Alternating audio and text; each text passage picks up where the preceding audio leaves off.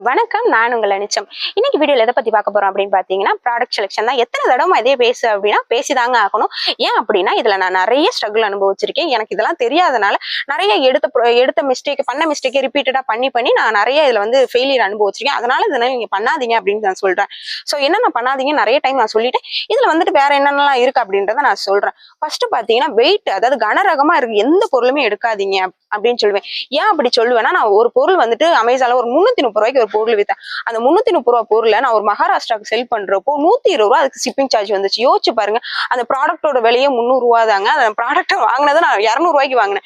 200 ரூபாய்க்கு வாங்கி 300 ரூபாய்க்கு விற்கிறப்போ 120 ரூபாய் ஷிப்பிங் போட்டு வித்தோம் அப்படின்னா இதுக்கு இடையில அமேசான் ஃபீ அது இதுன்னு வரும். சோ நம்மளால எப்படி ஹேண்டில் பண்ண முடியும்? கண்டிப்பா முடியாது. அதுக்குதான் சொல்றேன், ஒரு கொஞ்சம் கம்மியா வெயிட்டுக்கு எது இருக்கோ அதை பார்த்து எடுங்க, கவனமா எடுங்க அப்படின்றதுக்கு காரணம் இதுதான். சோ வேற என்ன எடுக்கக்கூடாதுன்னா, பேட்டரி ஐட்டம் எதுவுமே எடுக்காதீங்க. ஏதாவது ஒரு வந்து காருக்கு உள்ள நம்ம பேட்டரி எல்லாம் வச்சு அனுப்போம் பாத்தீங்கன்னா, இப்ப ரிமோட் கண்ட்ரோல் கார்லாம் இருக்கும், அதுக்கு பேட்டரி இருக்கும், அயன் பேட்டரி, லித்தியம் பேட்டரி, இந்த மாதிரி யூஸ் பண்ணிருப்போம். சோ அந்த மாதிரிலாம் எதுவுமே யூஸ் பண்ணக்கூடாது.